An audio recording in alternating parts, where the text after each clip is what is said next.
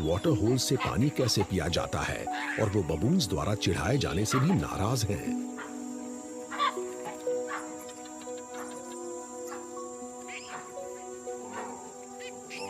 मुखिया तो उन्हें ये बताने के लिए भी नीचे आता है कि इनकी मौजूदगी यहाँ कोई नहीं चाहता।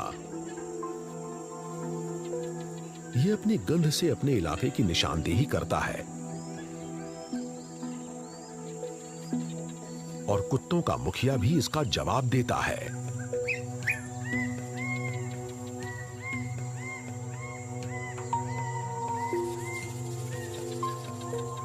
ये एक दूसरे को आंकते हैं पर काटते नहीं।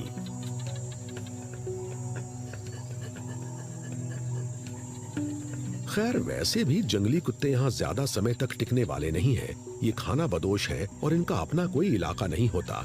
ये बस तभी कहीं रुकते हैं जब मादाएं बच्चों को जन्म दे रही होती हैं।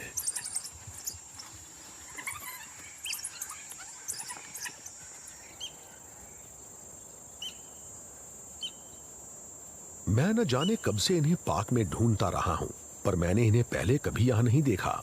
कुछ लोग इन्हें पेंटेड वुल्व्स कहते हैं और इंसान की वजह से अब ये प्रजाति गायब हो रही है। अब अफ्रीका के दक्षिण और पश्चिम में ही इनके कुछ झुंड बचे हैं। इनसे तो ज़ीब्रा भी डरते हैं। ये वाकई खतरनाक शिकारी हैं।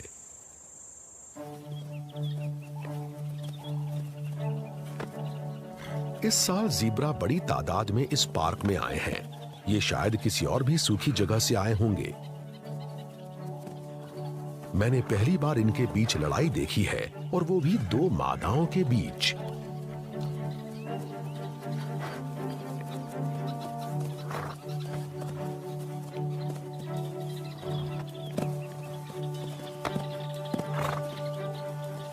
मादाएं किसे मिलेंगी ये तय करने के लिए नर आपस में नहीं लड़ते।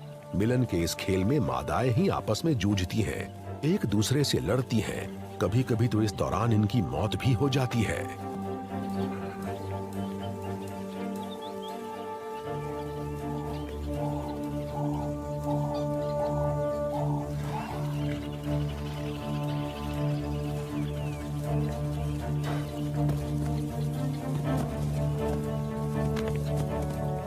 कभी कभी हालात बहुत गर्मा जाते हैं, पर ज़ीब्रा का झुंड हमेशा साथ ही रहता है।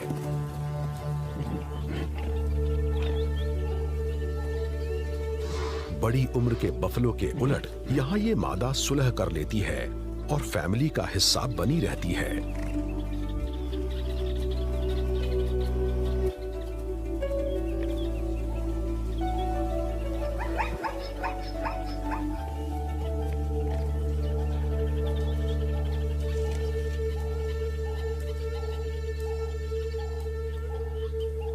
शाम होती है तो ज़ीब्रा का झुंड अपनी प्यास बुझाने पानी की तरफ चल देता है। ये दिन का सबसे अच्छा पल होता है, पर साथ ही सबसे खतरनाक भी।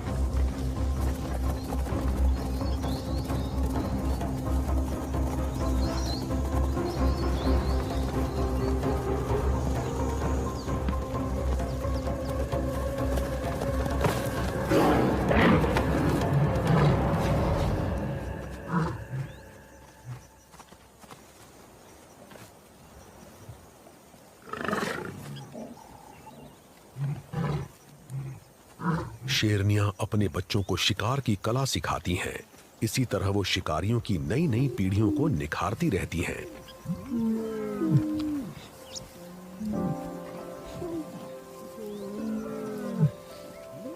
ये शिकार करने को एक माँ की ड्यूटी समझती हैं और अपने बच्चों के लिए एक सबक। इनका शिकार इनके बच्चों के लिए एक तोहफा होता है। मैं शेरों के इस झुंड से अच्छी तरह वाकिफ हूँ। जब मैंने इन मादाओं को पहली बार फिल्माया था तो इनमें से कुछ खुद बच्चियां होती थी और अब ये मुझे पहचानने और स्वीकार करने लगी हैं।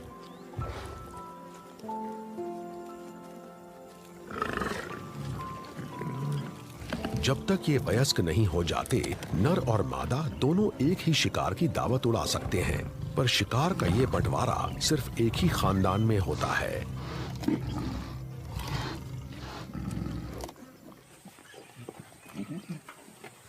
हालांकि अब इस पार्क में शेरों के बड़े झुंड कम ही रह गए हैं। अब यहाँ छोटे फैमिली ग्रुप्स ही दिखते हैं जिन्हें किसी ताजा शिकार के बजाय सड़ते पिंजर ही नसीब होते हैं।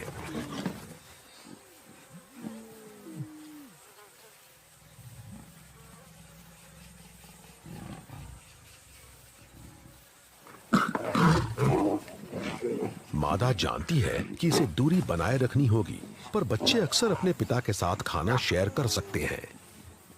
पर इस बार ऐसा नहीं हो रहा।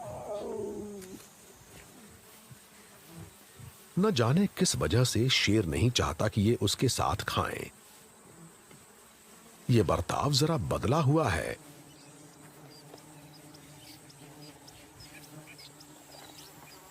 माँ अपने बच्चों की इस बेअदबी को बर्दाश्त कर लेती है।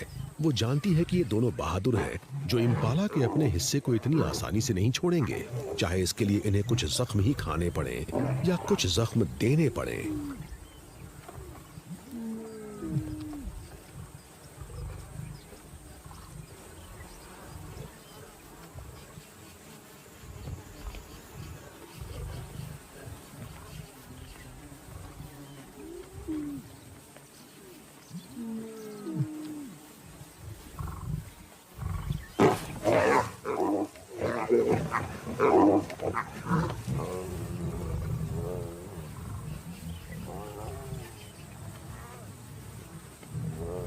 शेर आखिरकार हार मान लेता है क्योंकि बच्चे बहुत भूखे हैं।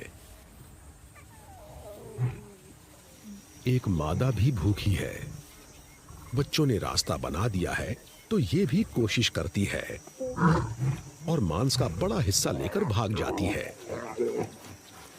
शिकार की कमी वाले इस तरह के दौर में हर किसी को खुद की पड़ी होती है, यहां तक कि मादा भी शेयर नहीं करती।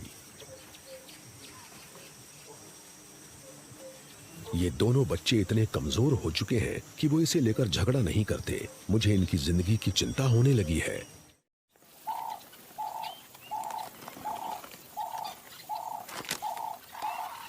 हाथियों का ये परिवार भी खुराक ढूंढ रहा है। इन्होंने सारी पत्तियां खा ली हैं, तो अब इन्होंने तनों, छाल और बेओबैब के पेड़ों की लकड़ी पर हमला शुरू कर दिया है, जिनमें सूखे के इस मौसम में भी खूब पानी है।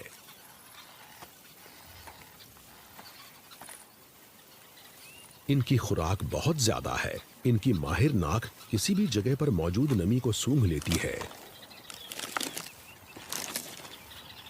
और ये अजीब विरोधाभास है। हाथी पेड़ों के बिना रह नहीं सकते, पर कई किलोमीटर में फैले जंगलों को बर्बाद करके ये अपनी ही जिंदगी को खतरे में डाल रहे हैं।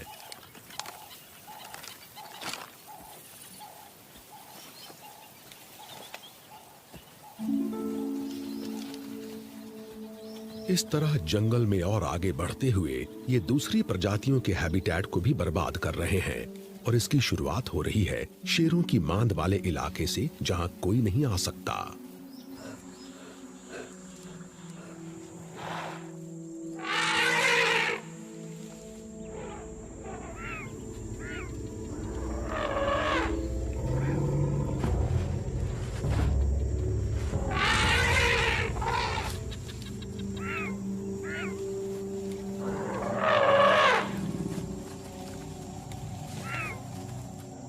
ऐसे भारी भरकम जीवों से सामना होने पर शेरनी को अपने बच्चों को यहाँ से निकालना पड़ता है ताकि ये उन्हें कुचल ना दें।